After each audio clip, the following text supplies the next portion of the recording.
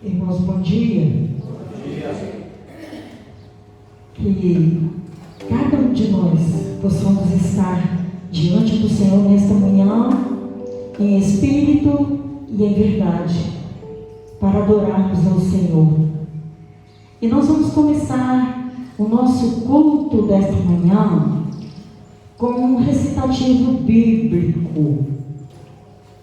E lembrando que, com esse recitativo, os irmãos vão lembrar por que ele foi colocado nesta manhã para nós. Vamos juntos ler a palavra de Deus? Bem-aventurada é a nação cujo Deus é o Senhor, e o povo ao qual escolheu para a sua herança. O Senhor olha desde os céus e está vendo a todos os filhos dos homens. Do lugar da sua habitação, contempla todos os moradores da terra. Salmos 33, 12 a 14. Esse texto foi proposital nesta manhã. Por quê? Porque nós estamos no primeiro domingo de setembro. Setembro é o mês da pátria. Setembro é o mês da pátria. É o mês em que nós olhamos para a nossa nação com um amor ainda maior. E principalmente no ano de 2022. Que o Senhor falou na sua palavra que Ele está contemplando todos os moradores da terra. Então, Ele está contemplando todos nós brasileiros, nação brasileira. Nós vamos orar. Eu vou convidar a irmã Solange que venha até na frente. Irmã Solange vai vir e vai nos levar ao trono da graça em oração, pedindo ao Senhor que abençoe o nosso culto nessa manhã e que também abençoe a nossa nação, o nosso país.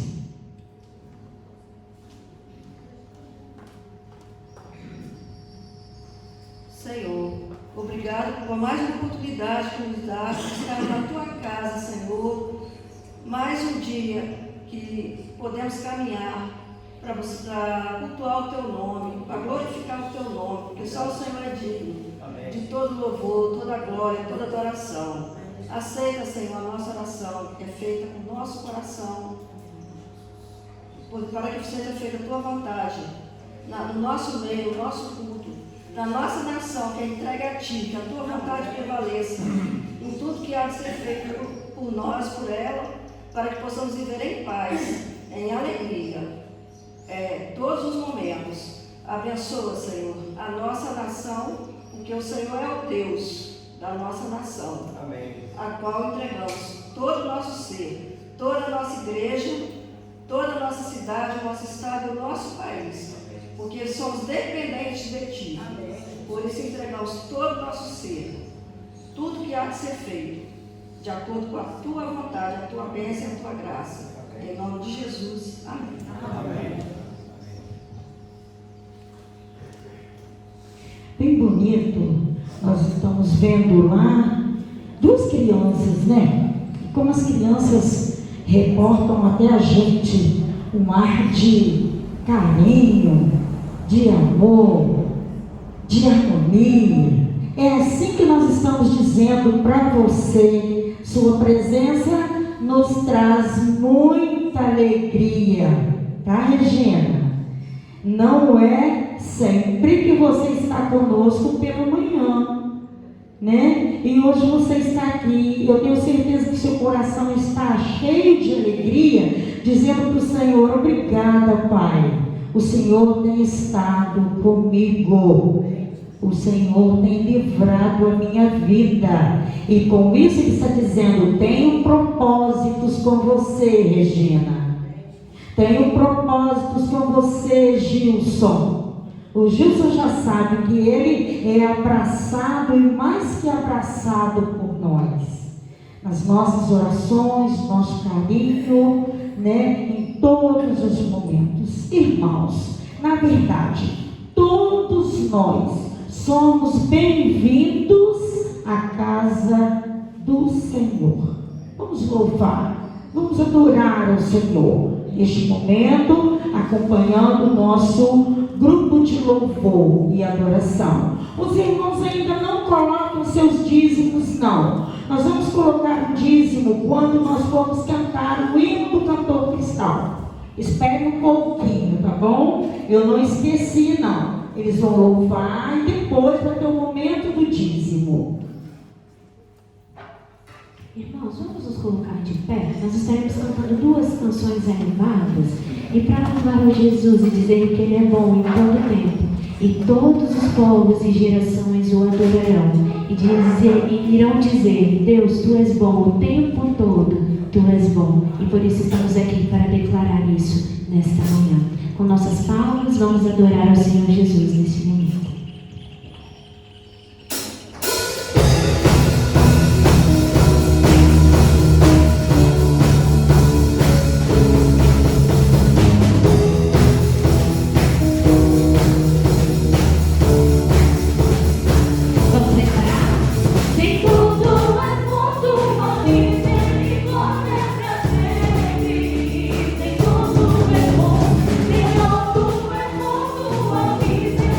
Misericórdia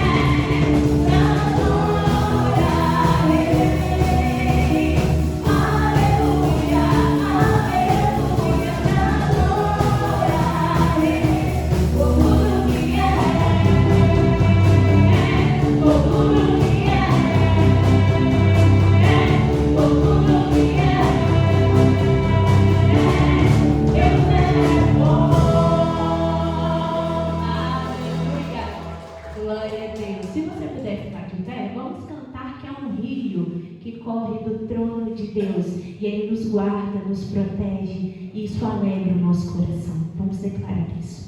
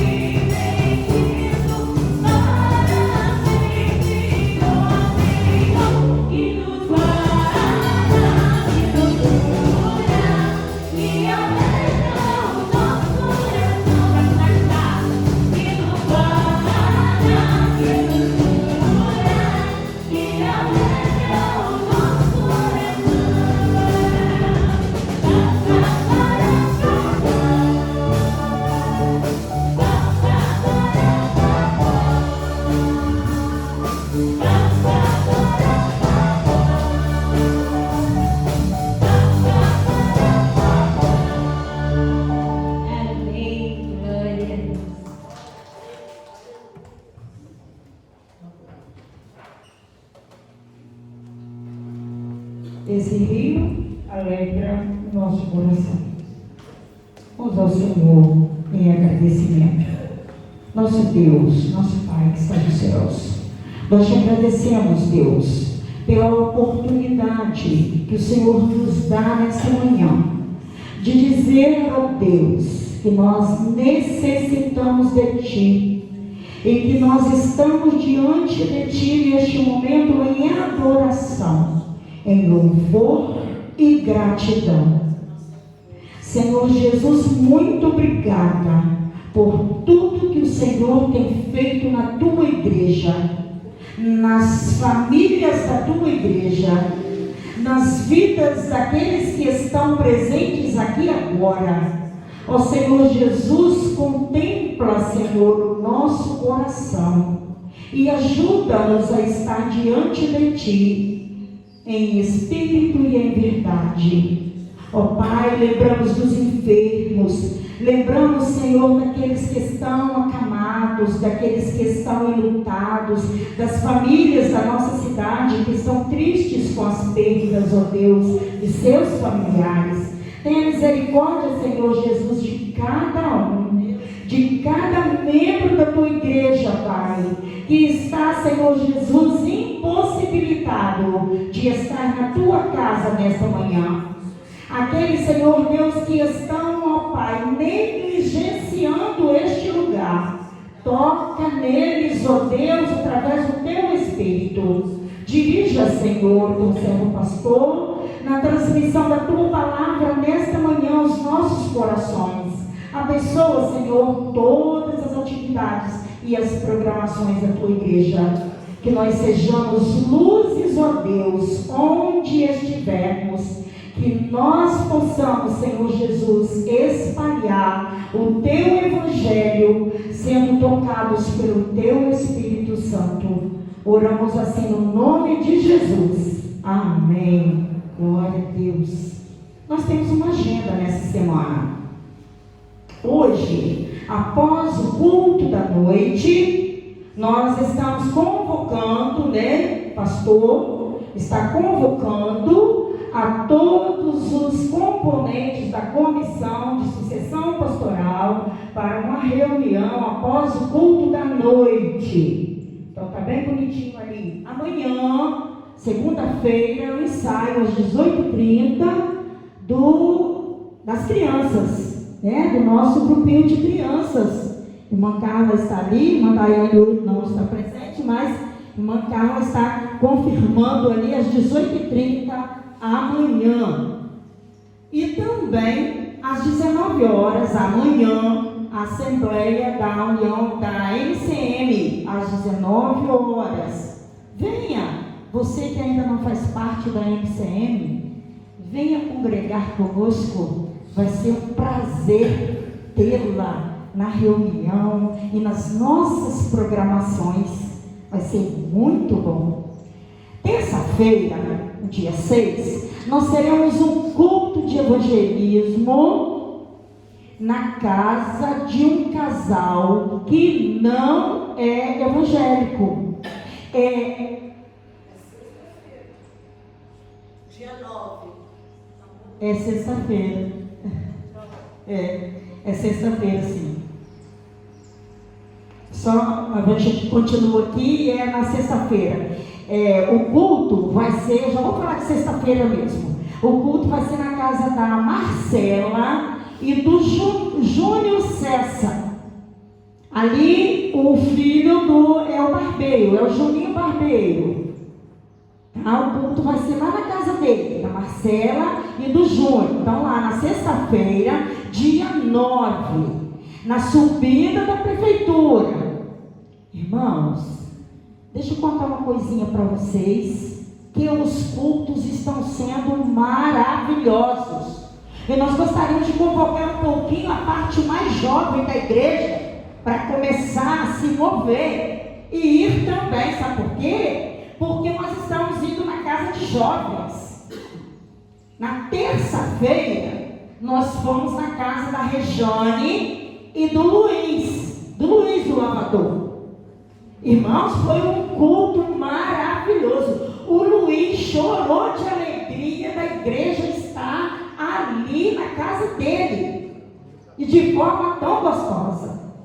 Tão gostosa. Igreja, vamos nos mover e estarmos nesses cultos de evangelismo. Eles ficam muito felizes. E esse casal aí é um casal jovem.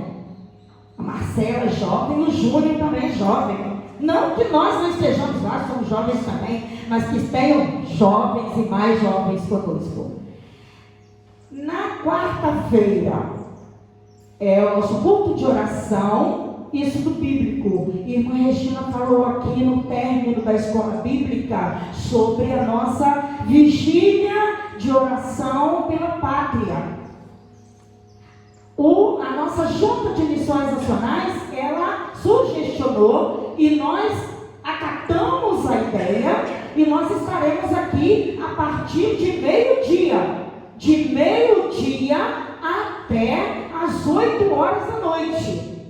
Irmãos, vamos arregaçar as mangas e vamos juntos. Se você foi solicitado por uma dupla de estar aqui, não deixe de fazer o trabalho de Deus, não. Vamos vir, vamos com alegria. Nós precisamos orar pelo nosso Brasil. Nós precisamos estar levantando essa bandeira que só Jesus Cristo salva. E somos nós que temos que fazer, irmãos. Nós precisamos mostrar que Jesus Cristo é o único caminho, é a única verdade. E você vai ser convidado a estar trabalhando aqui. Quinta-feira, eu saio da coreografia às 18h30. Meninas, grupo bom está aqui. 18h30. E vem aí só Jesus Cristo salva, que é o quê? A campanha de missões nacionais. A campanha de missões nacionais. E por isso, nós vamos entoar agora o hino de número 439 do nosso cantor cristão, Minha Pátria para Cristo. Eis a minha petição. Vamos ficar em pé e vamos cantar este hino. E neste momento, os irmãos poderão trazer seus dízimos, suas ofertas e entregá-las no altar do Senhor Jesus. Minha pátria para Cristo.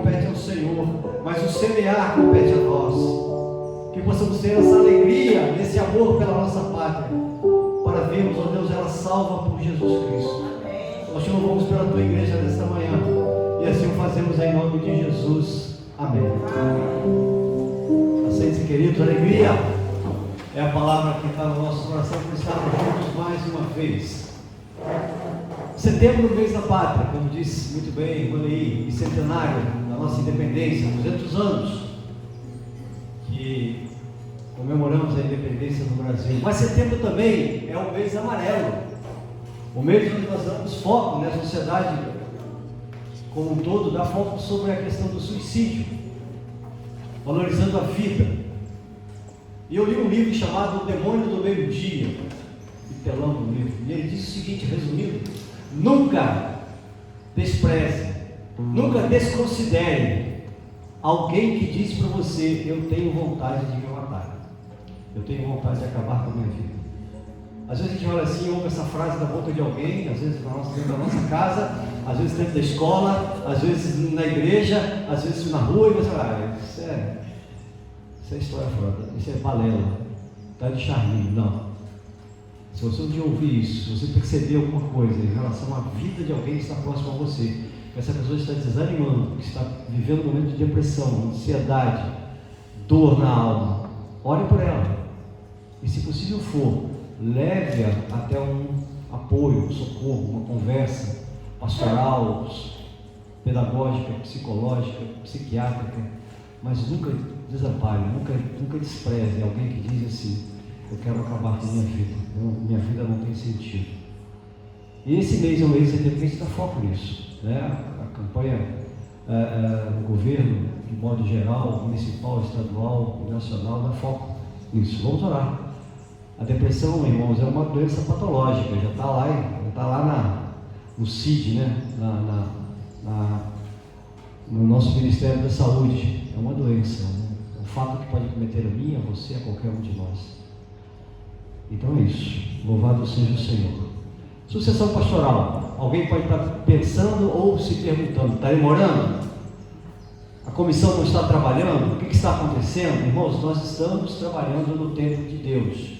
A igreja tem sido visitada, tem sido abençoada por pastores aqui nesse púlpito.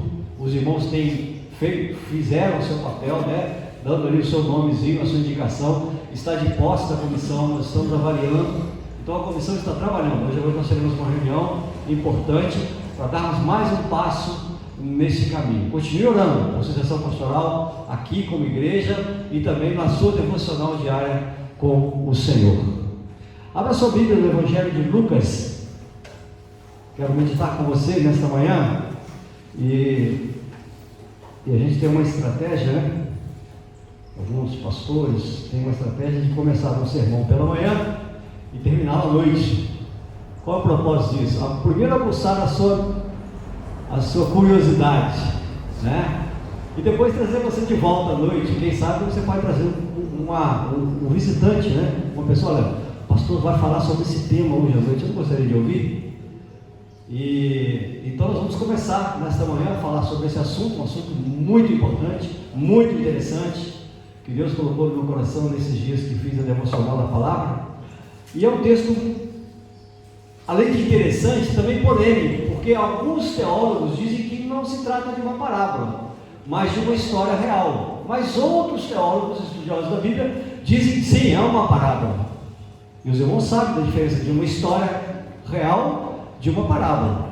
Então, não quero entrar aqui mais nesse mérito, porque os irmãos já são entendidos nessa questão. Lucas capítulo 16, a partir do versículo 19. Na minha Bíblia, que tem esses subtítulos eles não são canônicos, são colocados pela editora que escreve a Bíblia, pelos autores. Isso aqui não é canônico. Na minha Bíblia está aqui o rico e o mendigo. Algumas Bíblias está escrito aí: a parábola do rico e Lázaro, a parábola do rico e do mendigo. Então percebe que a cada Bíblia tem um sentido. Na minha Bíblia não chama de parábola. E a gente vai ver por onde essas correntes teológicas caminham, para uns dizerem que não é parábola e para outros dizerem que sim, é uma parábola. Jesus então começa contando essa história. O pastor já deu a dica, né? Você, pastor, só não acredita que é uma parábola, né? Fica atento aí, irmão, fica ligado. Ora, havia certo homem rico que se vestia de púrpura e de linho finíssimo, e que todos os dias se regalava esplendidamente.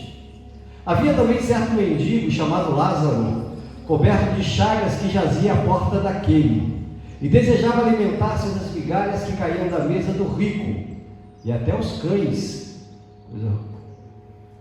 Tremendo isso aqui, ó. E até os cães vinham lamber-lhe as úlceras. Algumas versões, as feridas, as chagas.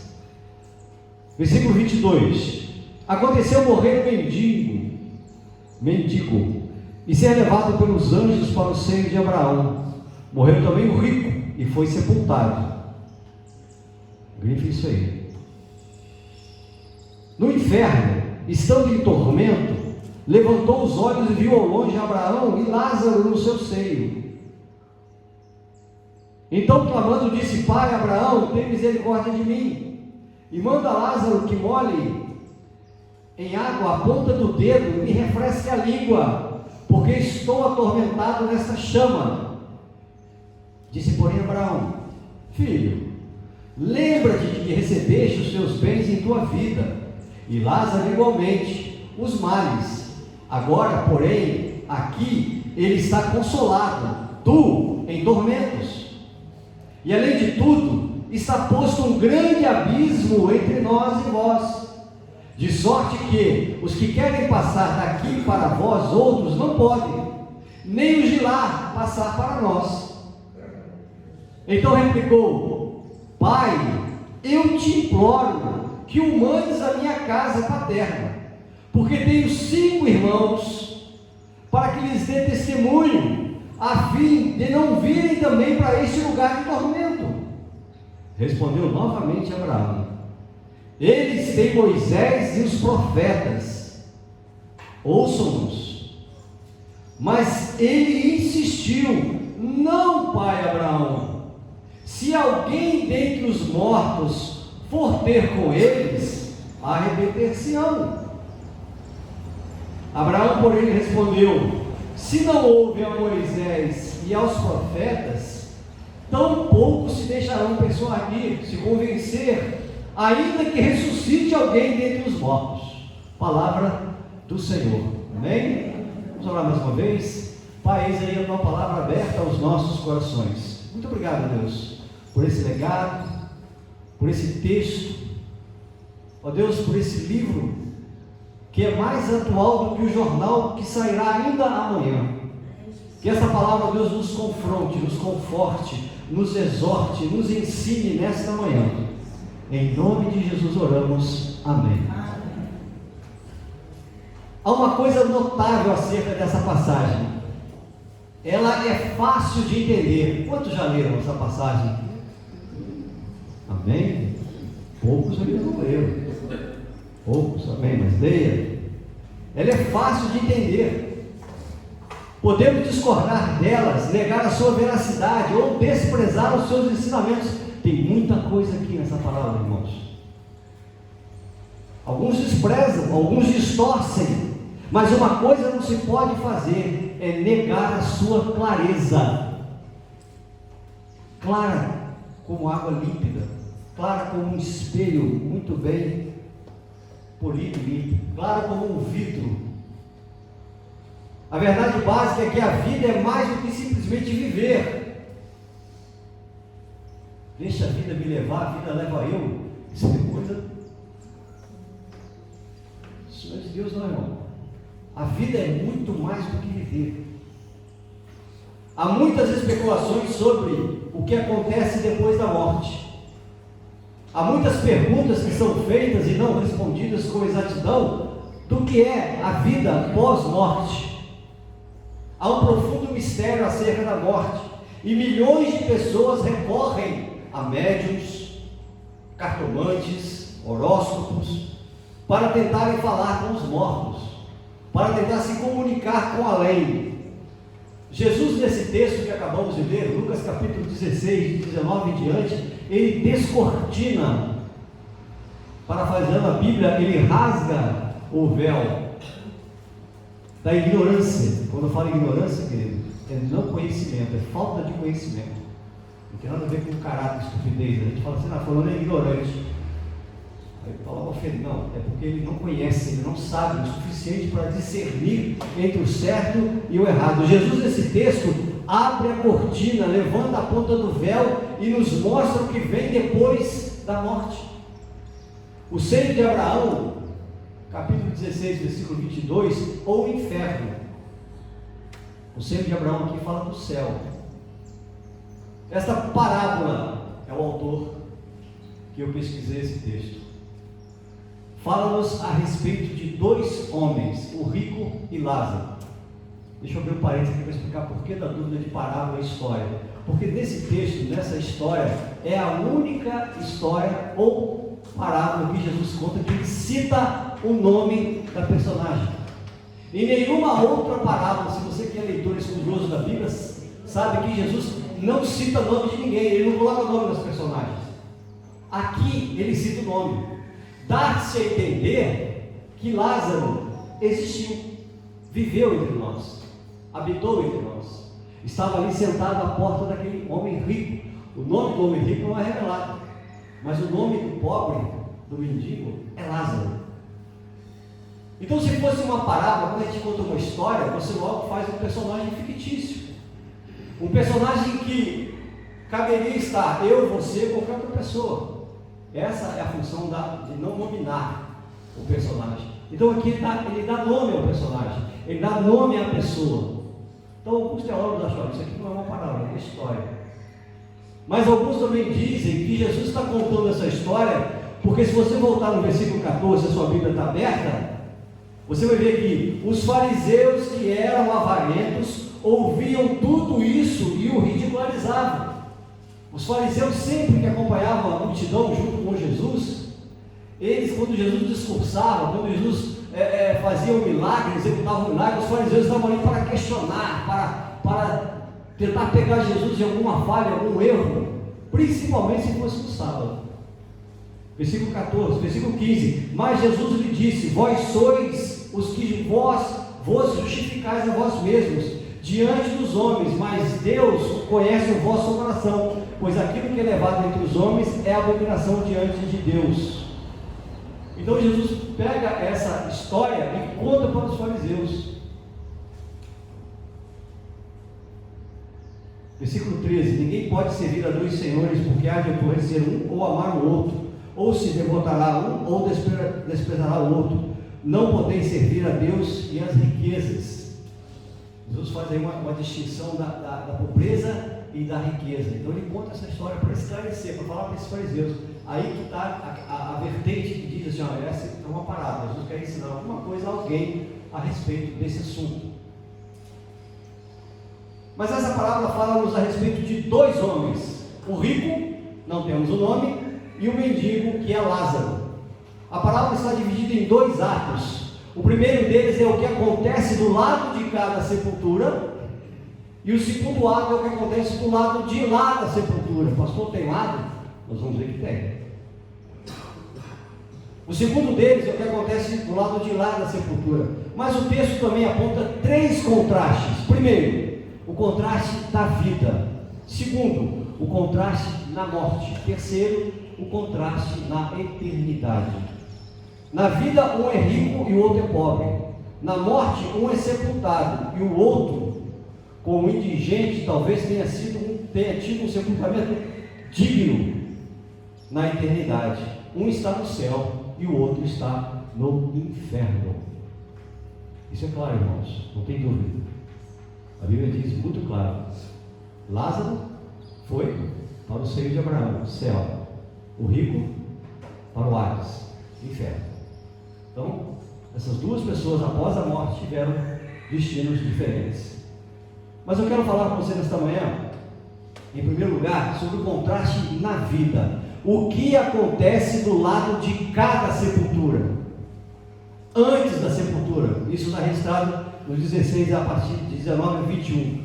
Duas realidades diametralmente opostas são colocadas aqui. Se não vejamos, em primeiro lugar, a ostentação egoísta do rico.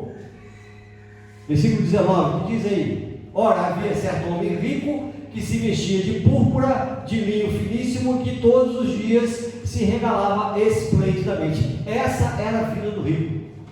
Aí você pode dizer assim: poxa, pastor, eu queria ter uma vida assim, eu queria viver nesse ritmo. Já imaginou? Regaladamente, o que significa isso? Não falta nada. Estalou o dedo, chegou o que eu quero. Botei o olho, eu quero. Como? Senti vontade de me dar que é meu. Essa era a vida do rico. Essa era a ostentação do rico, só que ela era egoísta. Nós vamos ver como é que isso acontecia. No primeiro ato, tudo na vida desse homem reflete alegria. No primeiro ato, tudo na vida desse homem reflete felicidade e prazer. É essa vida que eu pedi a Deus, alguém já poderia dizer assim. Ele vive regaladamente em festas, banquetes, suas roupas são caras e luxuosas. A púrpura era um tecido tingido com um corante muitíssimo caro, obtido somente em crustáceos, né? Mariscozinhos aí, quem vive uma vida praiana conhece isso, só encontrado nos mares profundos. Desse crustáceo retirava-se essa tinta, esse óleo que tingia a seda, que se tornava aí púrpura. O linho finíssimo era para a roupa de baixo, juntos representavam a última palavra em luxo. Então esse homem, imagina, top dos top, top model, como diz o ditado popular, do fino e do melhor. Além das vestes cheias de requinte, ele fazia da sua vida uma festa contínua, pois diz a palavra de Deus, versículo 19, está com a sua Bíblia aberta? Se regalava esplendidamente. Significa isso? Festas e mais festas. O rico não é acusado de crimes horrendos, preste atenção nisso. Não é taxado de caluniador. O rico não é fraudulento, não é assassino, não é adúltero, não diz que ele era beberrão ou imoral, tampouco é acusado de ser rico. O problema dele não é a riqueza, mas a riqueza sem Deus. Esse rico não tem tempo para Deus, nem para o próximo necessitado à sua porta. O seu Deus é o dinheiro. E aí você lembra do versículo 13 do capítulo 16, quando Jesus diz: nós não devemos servir a dois deuses. Essa questão do dinheiro, queridos, ela é tão séria na vida de um crente, na vida de uma pessoa, que o dinheiro é elevado a status de deidade. Jesus lá em Mateus chama o dinheiro de Mamon, Deus do dinheiro. Percebe que a coisa é tão grave na vida de algumas pessoas, que esse Deus chamado Mamon, da riqueza, ele influencia, ele muda as pessoas, ele compra as pessoas, ele descaracteriza as pessoas. Alguém já disse que todo ser humano tem um preço. Eu desprezo essa palavra. Isso talvez no mundo corporativo, no mundo político, mas no mundo cristão, você tem seu preço? Até onde você sustenta a sua fé? Quantos milhões ou quantos mil reais são capazes, ou é possível para você rejeitar a sua fé? Um teólogo disse certa vez, e tem razão em dizer, que não foi o que o rico fez que o condenou, mas o que o rico não fez foi o que o levou para o inferno. É o que nós chamamos na doutrina bíblica a omissão. O que ele deixou de fazer foi o que o levou para o inferno. Em segundo lugar, a miséria extrema de Lázaro, versículo 20 a 21. Esta é a única personagem que recebe o nome nas palavras de Jesus. A miséria absoluta de Lázaro pode ser vista em 4 fatos dramáticos apontados no texto. Primeiro, ele era mendigo. Segundo, estava com fome. Terceiro, estava coberto de chagas, feridas. E quarto, os cães lambiam as suas feridas. Imagine uma cena assim. Talvez você já deve ter visto um filme, ou uma cena, uma foto de uma pessoa caída, e ali um animal, um bicho qualquer, lambendo as suas feridas. E eu lembro de Jó. Quando as chagas tomaram o seu corpo, a Bíblia diz que com cacos de telha ele raspava ali as suas feridas para tentar aliviar a dor. Esse era Lázaro, mendigo, fome, doenças, que até os cães iam lamber as suas úlceras, chagas. Mas há um contraste na morte desses dois homens. Versículo 22. Aconteceu morrer o mendigo e ser levado pelos anjos para o seio de Abraão. Olha aí. Morreu também o rico, que foi sepultado. Fala-se pouco da morte do rico, mas de Lázaro fala, foi levado para o céu, foi levado pelos anjos para o seio de Abraão. O texto não traz nenhuma informação acerca da situação religiosa. Não se diz que ele era membro da primeira igreja batista de João Monteiro, não se diz que ele era crente batista presbiteriano, não diz isso, não diz que Lázaro era um religioso. Mas Lázaro era evidentemente um fiel servo do Senhor, pois quando morreu, os anjos o levaram. Então, por inferência, por entender da palavra de Deus que os anjos são seres que ministram a vontade de Deus em nosso favor, eu quero entender e posso concluir que então Lázaro era um fiel, era um adorador, era um homem que conhecia ao Senhor. E ele derruba toda aquela teoria dos judeus ortodoxos que diz assim: se você é pobre, miserável, doente, você é amaldiçoado, Deus não está contigo. Não tem nada a ver isso, não tem nada a ver. O rico, por sua vez, por causa do seu estilo de vida, fazia do prazer o seu Deus. As privações do mendigo e a suntuosa abastança do rico, por fim, terminaram de modo igual. Querido, a morte tem essa característica. Ela veio para o pobre, ela veio para o rico. A morte nos alcança e nos alcança a todos. Você pode até tentar fugir dela. Tem gente que está até tentando se congelar, para ser descongelado daqui a anos, quando vir aí um futuro, um progresso, sei lá, que ela está pensando nisso. Já existe aí até uma lei americana que dá condições da pessoa fazer isso. Entra aí num sono e aí é conservado lá um determinado produto para ser ressuscitado ou reanimado dali a um tempo. Um absurdo isso. Até como se pudesse fazer isso, né? Mas tem gente que faz isso. O rico, por sua vez, por causa do seu estilo de vida, fazia do prazer o seu Deus. Aí eu pergunto para você nesta manhã: qual tem sido o seu objetivo, a sua meta de alegria? Qual tem sido aquela frase que você diz assim: pastor, eu vou ser feliz quando?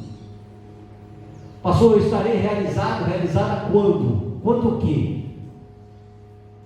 Quando você ganhar na loteria? Pastor, o crente joga? De vez em quando faz uma fezinha. Pastor, se eu ganhar, eu vou dar o dízimo para a igreja. Eu falei, bom, em nome de Jesus, leva esse dízimo para lá. Quando você vai ser plenamente feliz? E se eu disser para você que com Jesus você já é plenamente feliz, você acredita nisso? Amém? Glória a Deus. Alguém vai dizer, pastor, eu sou feliz, mas pode melhorar. Mas não, irmão, é completo. É completo. Um teólogo diz também que Lázaro, para Lázaro, a morte trouxe o fim do seu sofrimento terreno, e para o rico, trouxe o fim da sua felicidade na terra. Quero repetir isso. Para Lázaro, a morte trouxe o fim do seu sofrimento terreno, e para o rico, o fim da sua felicidade na terra. Compreenderam isso? Lucas contrasta a pobreza extrema de um e a riqueza imensa do outro, do lado de cada sepultura. Um banquete todos os dias, e o outro passava fome todos os dias. Um vestia-se de púrpura e linho finíssimo, e o outro de trapos, mas há uma igualdade entre eles, que não aparece nas roupas, nas casas e nem na posição social. Há uma coisa que iguala Lázaro e o rico: a morte chega para ambos, chega para mim, chega para você, chega para todos nós. A morte não respeita idade nem condição social, é o sinal de igualdade da equação da vida. Ricos e pobres vieram do pó, são pó e voltarão para o pó. Ricos e pobres não trouxeram nada para este mundo e nada levarão dele. Alguém já viu aí, num cortejo, certa feita morreu uma pessoa com muito dinheiro mesmo, comigo.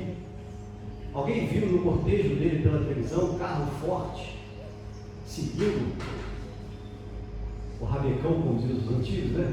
Onde estava o corpo? Alguém já viu alguém ser sepultado e no sepultamento ali, no cortejo, um caminhão de mudança, levando as coisas do falecido? Alguém já viu isso? Alguém já viu gaveta em caixão? Aí você abre aquela gavetinha, está lá o ouro, o cordão, a propriedade, o testamento. Alguém já viu um caixão com gaveta? Não, porque nada trouxemos e nada levaremos. A morte um dia bateu na porta de Lázaro.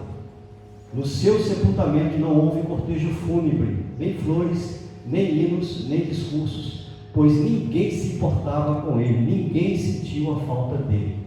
Lázaro desceu à sepultura sem pompa, sem holofote, sem aplauso. O texto silencia completamente sobre o seu funeral. Não sabemos ao certo o que fizeram com o corpo de Lázaro. E aí, se você for buscar na história, você vai ver que Jesus fala, Salmo 23, ainda que eu ande pelo vale da morte, não temeria mal algum. Esse vale da morte é um lugar chamado, que era um lixão que queimava constantemente. E alguns corpos eram jogados ali, corpos de pessoas chamadas indigentes, né? As prefeituras agora têm um terreno, um espaço, onde é sepultado aqueles que não têm condição ou que foram acidentes, etc, assassinato, que não foram reconhecidos o corpo. Alguém não veio reconhecer o corpo, não veio buscar o corpo, e aquele corpo fica ali, a prefeitura então enterra como indigente. Naquela época, não era nada nem esse direito, era jogar o corpo num lixão que queimava dia, noite e dia. Não sabemos ao certo o que fizeram com o corpo de Lázaro. Com um estremecimento, muitas vezes de nojo, de asco, nos afastando, dizendo que tragédia. Mas preste atenção, mas até aqui vimos apenas um lado da história. Agora Jesus levanta a ponta do véu e mostra que a vida depois da morte é real. Mostra que a sepultura não é o fim da existência. Um dia a morte chegou também para o rico e o arrancou dele o copo da alegria dos seus dedos, cheios de anéis. A doença chegou à sua vida sem mandar telegrama e ele morreu. O rico também morreu. Embora o texto nada fale sobre a pompa do seu funeral, ele deve ter sido um funeral esplêndido. Naquela época contratava-se até alguém para chorar, chamada carpideira.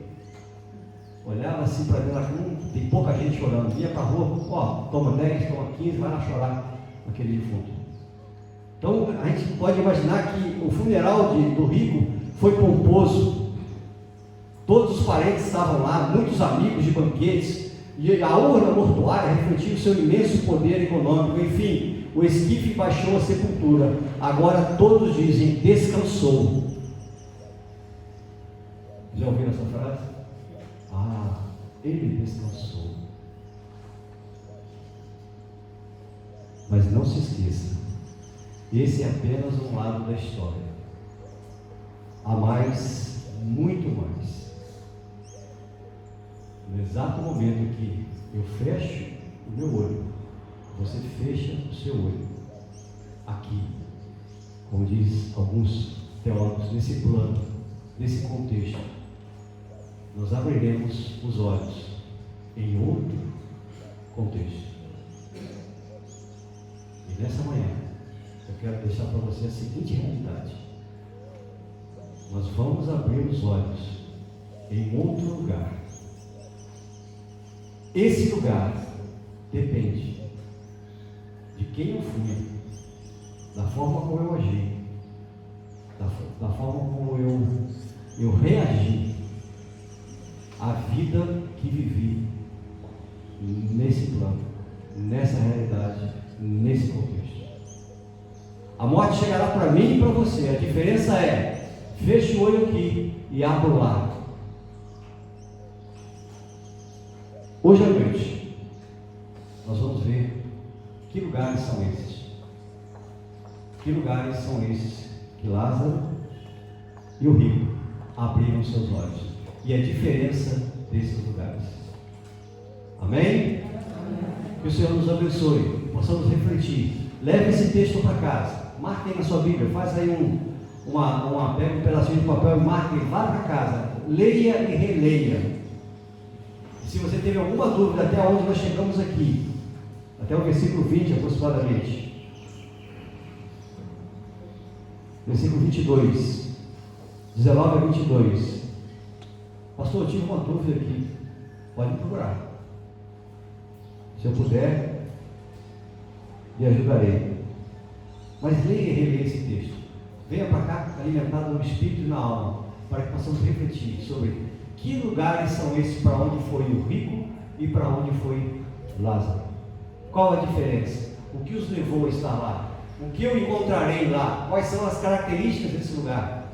Nós vamos falar isso logo mais às 19 horas. Que Deus nos abençoe. Vamos ficar em pé, eu quero orar por você, eu quero orar por você. Vamos ser um louvor, e aí a gente vai, depois do louvor, impetrar a bênção. Mas reflita sobre isso.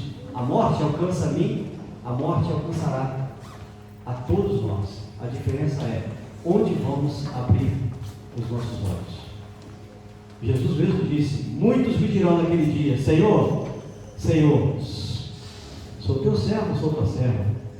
Muitos me dirão naquele dia: Senhor, eu estive na tua presença. Mas infelizmente Jesus vai dizer o seguinte: eu não te conheço. Eu não te conheço. Pode ir para outro lugar, o seu lugar não é esse. Vamos orar. Pai, nós estamos diante da tua palavra, estivemos diante da tua palavra, que nos confronta, que nos mostra, Pai, que há duas realidades: o seio de Abraão e o inferno. Mas, ó Pai, que estando nessas realidades, ó Pai, isso é resultado, ó Deus, da vida que aqui vivemos. Há todo, ó Deus, uma orientação da tua palavra, que nos diz que sem Cristo, sem salvação, nós abriremos os olhos num lugar terrível. Mas a tua palavra nos diz também, ó Pai, que com Jesus e com a certeza da sua salvação, nós abriremos os olhos quando aquilo fecharmos, num lugar, ó Deus, maravilhoso. Nós queremos nessa manhã, ó Deus, ser confrontados com a nossa realidade, como estamos vivendo, como estamos tratando o nosso próximo, como estamos tratando a nossa fé, como estamos tratando, ó Deus, as coisas do Senhor, como estamos lidando, ó Pai, com os nossos irmãos, e também com aqueles, ó Pai, que não são nossos irmãos na fé, mas que precisam ouvir de nós, ó Deus, o alerta, que precisam ouvir de nós, ó Pai, que só Jesus Cristo salva. Toma nossas vidas nas suas mãos, Senhor, que possamos sair daqui exortados pela tua palavra, não mais vacilantes, não mais não entendendo, ó Pai, que existe uma realidade espiritual muito além dessa que nós estamos vivendo. Aqui, ó Pai, é a antessala. Enquanto estamos nessa vida, ó Deus, nós estamos vivendo a antessala de uma sala, de um lugar que ainda nos espera. E o que eu desejo, Pai, não só para a minha vida, mas para a vida de todos quanto aqui estão, que esse lugar seja o melhor lugar. Traga-nos, ó Deus, de volta para a tua casa logo mais, para continuarmos, ó Deus, meditando na tua palavra e entendendo aquilo que o Senhor quer que nós entendamos, que nós possamos convidar, ligar, falar, chamar alguém para estar conosco, adorando ao Senhor, louvando ao Senhor. É o que faremos agora, Deus, na certeza de que Tu és Deus sobre nossas vidas. Obrigado, Senhor, em nome de Jesus oramos, amém. Louvemos ao Senhor, maravilhoso. Nós estaremos declarando que a promessa dele não falta, assim como não faltou com Lázaro, não faltará conosco.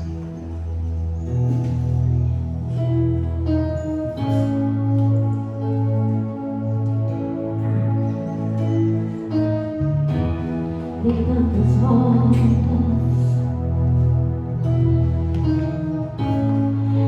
dei tantas voltas e não, os muros não vieram ao chão.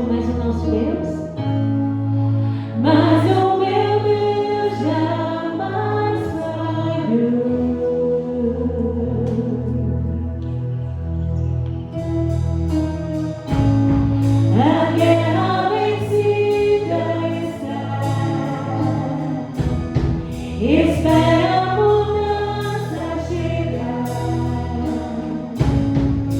pois o meu Deus jamais falhou.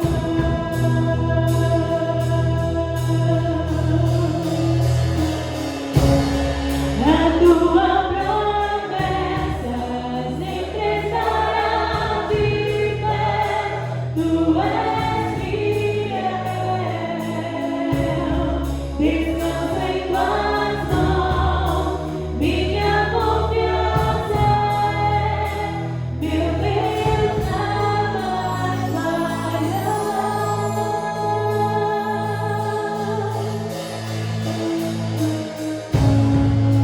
A noite passará,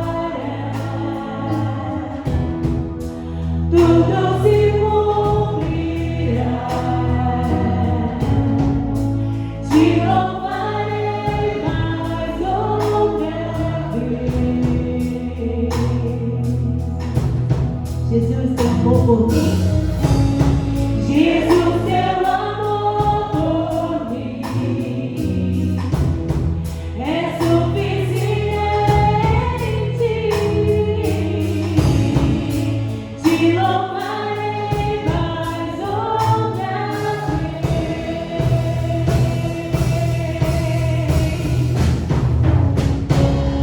A tua promessa sempre estará de pé, tu és fiel.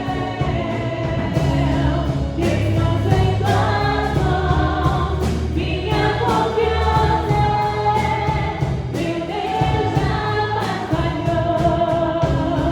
A tua promessa sempre estará de pé, tu és fiel. Descanso em tuas mãos, minha confiança é, meu Deus jamais falhou.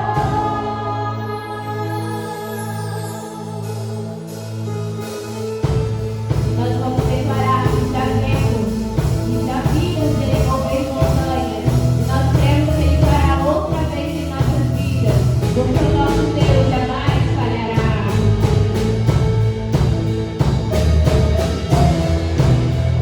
Vamos declarar.